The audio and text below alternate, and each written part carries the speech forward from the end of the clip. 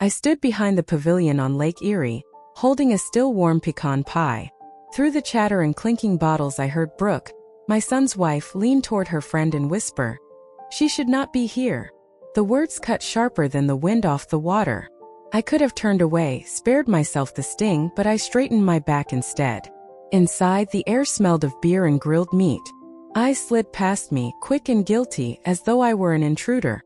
No one offered a greeting.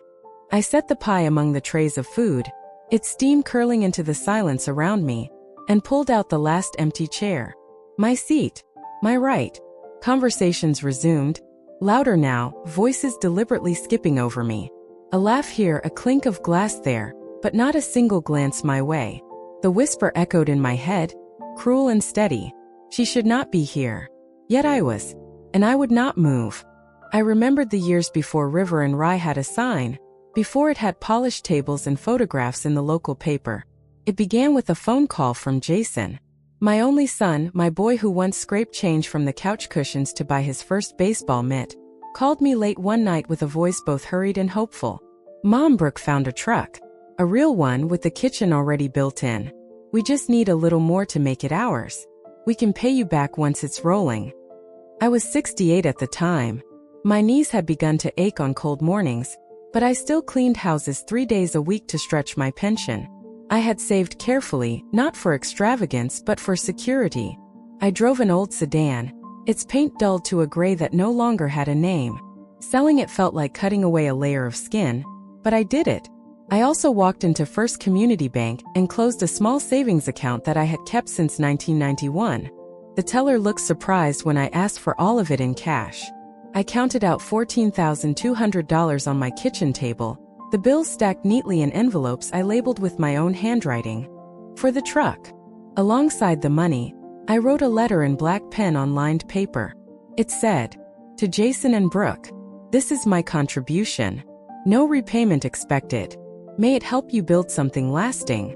I folded the letter and tucked it inside the folder with their documents, believing that transparency would shield me from doubt. Months later, I stood beside the gleaming food truck as they painted its name, River and Rye. My wrists were sore from stirring batter for their opening day muffins. Brooke hugged me lightly for the cameras, but when the reporter asked about ownership, she answered without hesitation, "It's my business. My dream." The article in the county paper listed only her as proprietor. When I checked the business registry weeks later, only her name appeared. Not Jason's, not mine. I told myself it was an oversight. My son had always been careless with details. Still, the letter I had written was never acknowledged. It remained tucked in the back of a file box, my handwriting proof that I had intended no loan, no claim, only faith.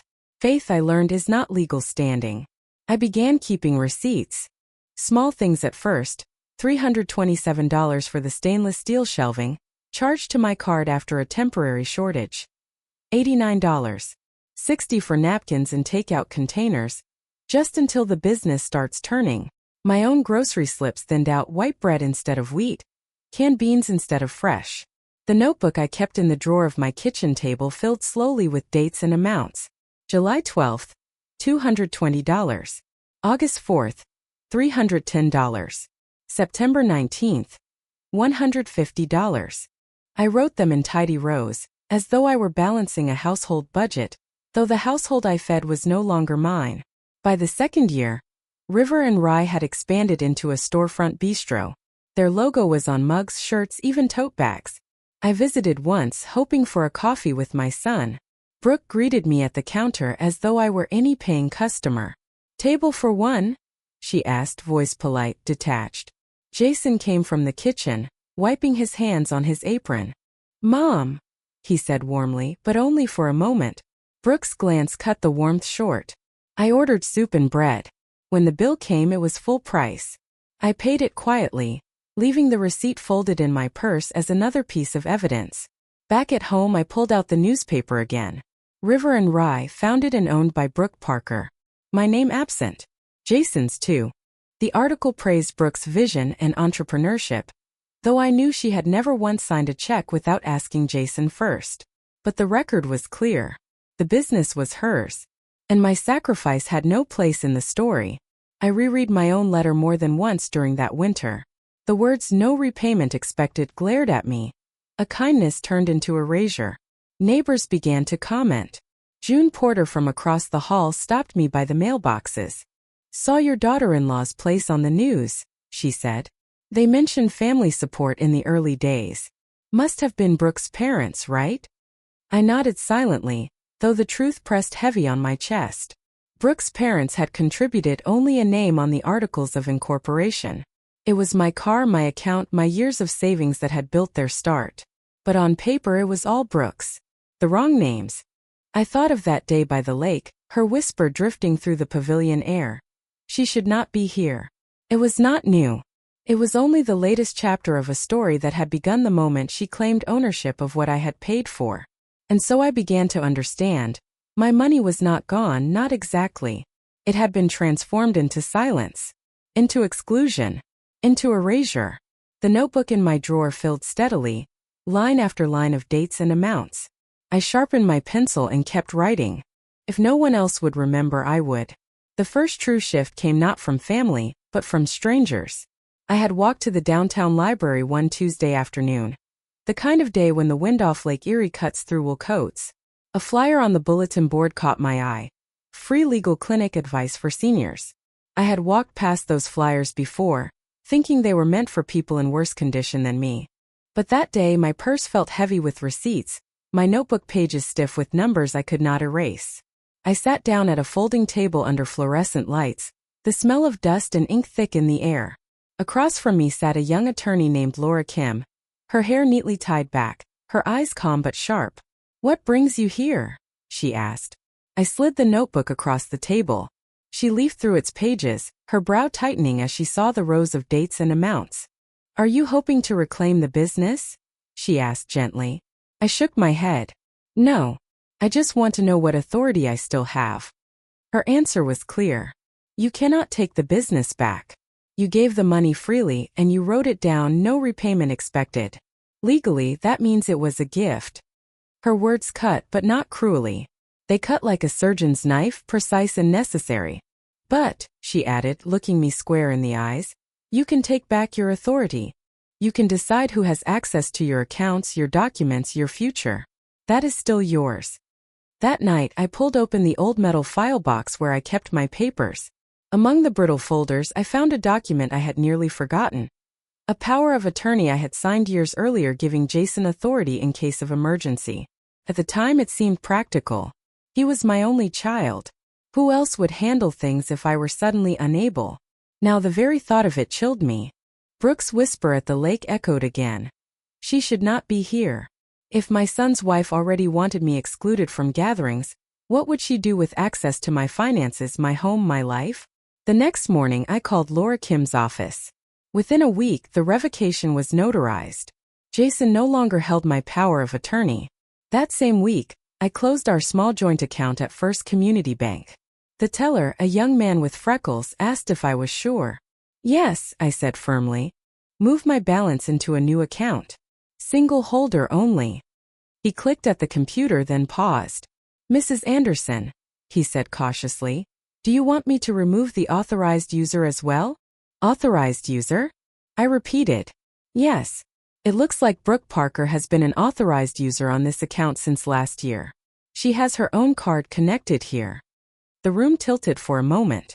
I gripped the counter. "Remove her," I said slowly. "Immediately." The teller nodded, printed a form, and slid it across the counter. I signed with a steady hand. When he clipped the card in two with his scissors, I felt something sharp inside me finally ease. At home I began reshaping my life. I called the locksmith and had the front and back door locks changed. I also had a new keypad box installed, one that required a code instead of a key. When the locksmith asked who would need the code, I told him. Only me. I mailed Jason his old house key in a plain envelope. No note. No explanation. Just the key returned like an object that no longer belonged in my life. The changes spilled into smaller choices. I listed my old dining set online. The heavy oak table that had hosted years of forced family dinners where Brooke barely met my eyes. It sold for $400.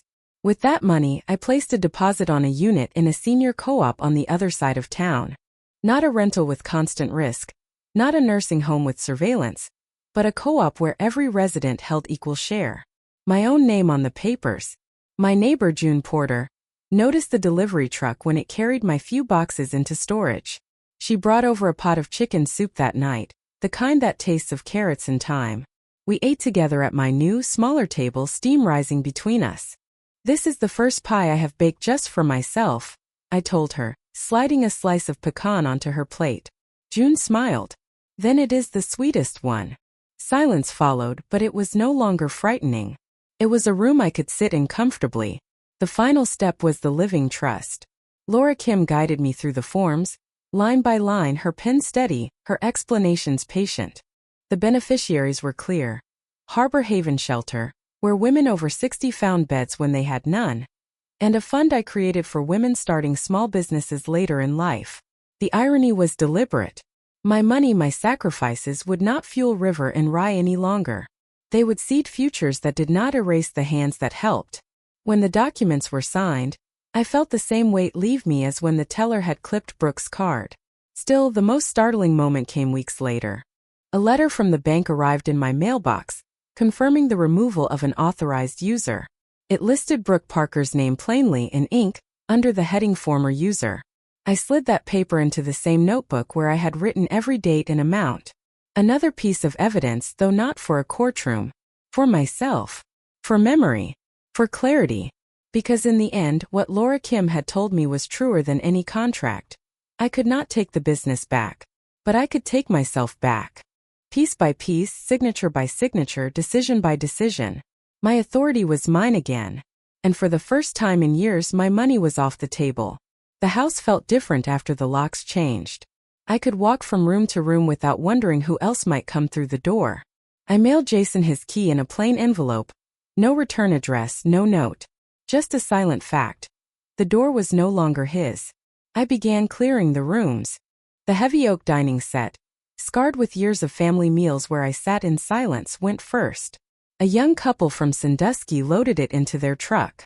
They handed me $400 in cash, which I folded carefully into an envelope marked deposit. That same evening, I put it toward my application fee for the senior co-op. The smaller apartment suited me. White walls, one window overlooking a maple tree, and a shared laundry room where neighbors greeted each other by name. No ghost of Brooke's voice lingered in those halls. I also changed the entry code box outside the garage. The keypad blinked green only for me. I pressed the new digits twice, memorizing them, then let the numbers sink in like a promise. Access is mine alone. Jason texted once that week. Mom, the key came in the mail. Are you okay? I let the message sit unanswered. Instead, I baked pecan pies, apple pies, even a lemon chess pie from an old cookbook I had nearly forgotten. For decades, I had baked to carry something into other people's homes. Now the pies stayed on my counter, cooling in quiet air. On Thursday evening, June Porter knocked at my door. She carried a pot wrapped in a towel. Soup, she said, stepping inside. You should not eat pie for dinner every night. We ate together at my new, smaller table. The soup smelled of carrots and thyme. I cut us slices of pie afterward, steam rising faintly. This one, I told her, is the first I have baked only for myself. June smiled. Then it is the sweetest one. Silence followed. Not the hostile silence of a pavilion where whispers cut like knives. Not the brittle silence of dinners where Brooke steered every word. This silence was mine. It held no threat, no accusation. I realized then how much of my life I had filled with noise to drown out emptiness. The scraping of envelopes, the clicking of online transfers, the sound of my own pen recording dates and amounts. Now there was space. I could sit in it without fear. Boundaries were not dramatic. They were quiet. Locks, codes, canceled accounts, a pie cooling on the counter. Small acts that together said, my money is off the table. My door is closed unless I open it. My silence is peace, not punishment. For the first time in years, I believed those words. A knock at my new apartment door startled me one Saturday afternoon. I was not expecting anyone. When I opened it, there stood my granddaughter Ava alone, clutching a canvas tote bag. Her hair was windswept, her shoes scuffed from walking. I took the bus, she said quickly, as if to explain her independence.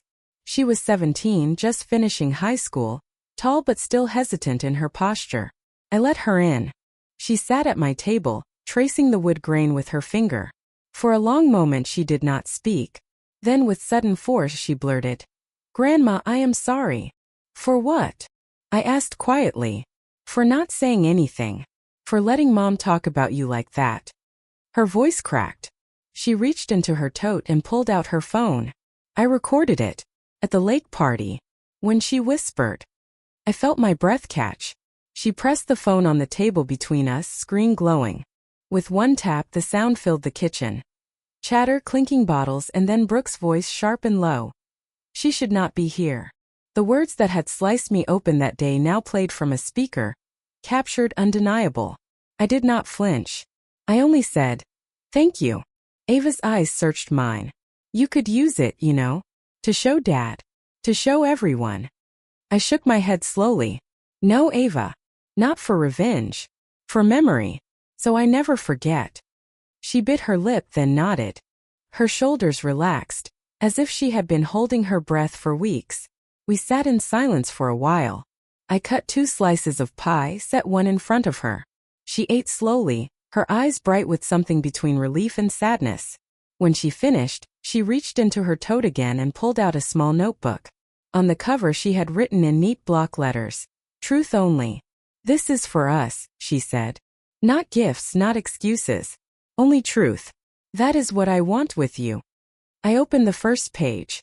In her careful handwriting she had written a single sentence. "Grandma is not a burden." I felt a sting in my eyes but kept my voice steady. "Then truth is what we will keep." We agreed that day. No more gifts disguised as love. No more false invitations, no more pretending. If Ava came, it would be by her choice. If she brought something, it would be honesty, not expectation. After she left, I sat with her notebook in my lap. I placed it carefully beside my own ledger of receipts and dates. Side by side they told 2 stories. One of loss, one of recovery. The audio file remained on my phone, tucked into a folder labeled "Never Forget." I did not share it. I did not spread it. But I kept it because the whisper at the lake was no longer only memory. It was proof. And proof mattered, not to punish, but to remind me of the boundary I had drawn, and of the granddaughter who chose truth over pretense. That evening, as the light faded through my window, I pressed play once more. Brooke's words filled the room again. She should not be here. But I was here. Still here. And that mattered more than anything. I stood in the middle of my nearly empty old house, the air echoing around me. The living room walls bore faint outlines where family photos once hung. I had wrapped them carefully and stored them away. Not because I wanted to forget, but because I no longer wanted their eyes staring down at me while I packed. The bistro's landlord had been the first to call when he heard I was selling. "I want the land," he said briskly. "I will pay in cash fast." His offer was lower than market value but swift and certain. I had no appetite for bargaining. I signed the papers and watched the house pass into other hands. The proceeds came through in 2 installments. I held the cashier's checks in my hands, the numbers far larger than anything I had managed on my pension. Instead of anxiety, I felt clarity. I knew exactly where the money would go. At the bank, I instructed the teller, "Transfer half into Harbor Haven Shelter. Directly. No delay." She blinked. "That is a very large donation, ma'am. Are you sure?" "Yes," I said evenly. "Completely sure." The remaining half went into my trust, already drafted with Laura Kim's help. I added a clause with her guidance. A scholarship for Ava, modest but firm, released only if our bond remained her choice. She must apply herself, I explained. Not with grades but with honesty. If she chooses distance, the money will return to the shelter fund. Laura looked at me with quiet respect. You are protecting her freedom while still offering support. That is rare. I am protecting myself too, I replied. No one will say again that my money is owed, or that my presence is conditional. The senior co-op became my new home. A brick building with wide windows, it overlooked a park filled with maples and oaks. In autumn, the ground turned red and gold. Students from the nearby college often walked through, carrying books and coffee cups. Their energy filled the air like a tide. My new apartment was simple. One bedroom, a small kitchen, and a balcony where I placed 2 chairs and a clay pot of geraniums. The first evening I brewed tea and carried it outside. The sound of leaves shifting in the wind was the only noise. No whispers, no clinking glasses, no expectation of a meal I had paid for. The co-op required participation in monthly meetings. Each resident held 1 share, 1 vote. I sat in the circle of chairs, listening to neighbors discuss repairs, budgets, and garden plans. For the first time in years, my voice carried the same weight as anyone else's. No one looked past me. No one dismissed me. I began small routines. A morning walk through the park. A visit to the library branch near the college, where I borrowed cookbooks and histories. A weekly letter written by hand to Ava, short and factual. I baked apple pie. The crust held this time. Thinking of you. She replied with sketches torn from her notebook, quick drawings of buses, classmates, even a pie cooling on a sill. Money flowed differently now.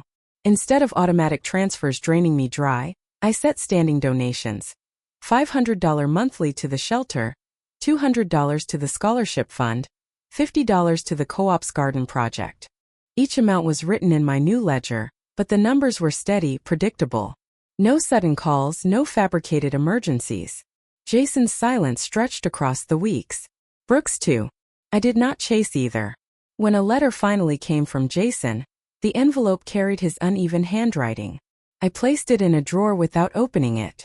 Neither yes nor no. Just pause. The absence of their voices did not echo. My days filled with simpler sounds, the rustle of newspaper pages, the clatter of neighbors' footsteps in the hall, the low murmur of students discussing books under the trees. On Sunday afternoons I baked pies again. But now when the crust cooled, I cut 1 slice for myself, wrapped the rest in foil, and carry it downstairs to the co-op common room. Someone always accepted a piece with gratitude, not entitlement. Best pie I have had in years, one neighbor said, her fork tapping the plate. That was enough. Standing on my balcony at dusk, I looked toward the park where children ran until their mothers called them home. I breathed the evening air and felt the quiet press against me, not as loneliness but as a shield. The money that had once dissolved into silence at River and Rye was now spoken clearly in other places. A woman at the shelter signing the intake papers for a safe bed. A co-op garden bursting with herbs.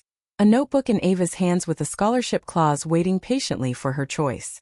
I no longer measured sacrifice in dollars or erased names. I measured it in boundaries firm and clear. And in the knowledge that every cent now carried my name, my decision, and no one else's. It was inevitable that Brooke would come. One afternoon in late spring, there was a sharp knock at my apartment door. Not the hesitant tap of a neighbor or the light rhythm of Ava's visits, but a hard, impatient pounding. When I opened it, Brooke stood in the hall. Her lipstick was perfect, her blouse pressed, but her eyes carried a kind of fury she had not bothered to hide. "We need to talk," she said, pushing past me into the living room as though the space still belonged to her. I closed the door quietly. "Sit if you wish." She did not sit. She paced, heels clicking against the laminate floor. "Jason tells me you revoked everything. Power of attorney. Accounts. Even the trust. Why? After everything we built together, why would you cut us out like this?" Her words carried a tone of injured righteousness, as though she had been the one betrayed. I picked up the folder I had prepared weeks ago and placed it on the table. Inside were copies of the revocations, the bank's letter removing her as an authorized user, and Laura Kim's card clipped neatly to the front. "These are the documents," I said calmly. "Everything is legal. Everything is final." She stopped pacing and stared at the folder, her jaw tightening. "You let strangers talk you into this. That lawyer filled your head with nonsense. We are your family." The word family hung in the air like smoke. I thought of her whisper at the lake. She should not be here. "I decided this myself," I said. "My money is off the table." Her face flushed red. "Do you know what this does to us? Jason works 16-hour days at the bistro. We counted on you. We made plans. You counted on access that was never yours," I interrupted evenly. Her hands curled into fists at her sides. "You are selfish. Do you want to see us fail? Do you want your son to hate you?" I met her glare with silence. Silence that no longer frightened me. She spun toward the door, muttering, "You will regret this." The door slammed behind her, rattling the frame. I sat back down at my table, folded the folder closed, and exhaled slowly. There was nothing to regret. Weeks later, a letter arrived from Jason. The envelope bore his familiar handwriting, uneven as always. Inside, his words were plain. "Mom, I know I have failed you. I let Brooke speak for both of us. I do not know how to undo the damage. I only ask you to keep a small place for me someday." I read it twice. Then I placed it in the drawer where I kept other documents. Neither yes nor no. Just pause. On my 74th birthday, Ava came alone, carrying a flat package wrapped in brown paper. "Happy birthday, Grandma," she said, setting it on the table. I peeled the paper back carefully. Inside was a drawing, charcoal on thick cream paper. A woman at a chessboard, only a few pieces left, but in a position that could not be beaten. Her eyes met mine. "You still win," she said simply. I felt a weight lift from me, not joy exactly but recognition. They had once asked, why is she still alive? The whisper, the exclusion, the erasure. Now I knew the answer. To remember my own name. To draw my own boundaries. To leave the door slightly open for those who came alone and with honesty. That night, after Ava had gone, I sat on my balcony with a slice of pie and a cup of tea.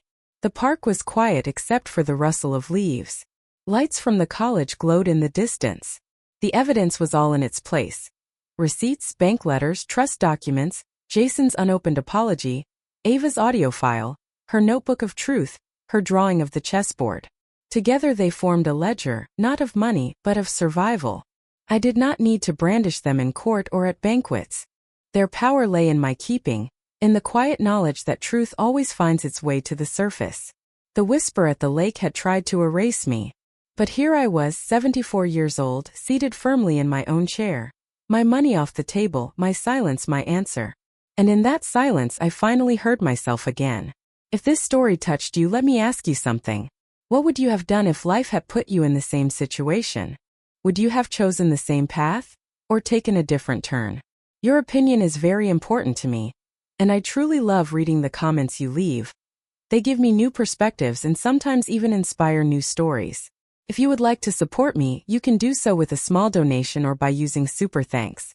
Every bit of support helps me bring more life stories to you. And of course, do not forget to subscribe, because the next story might just be the one that changes the way you look at life. Until then, thank you for being here with me.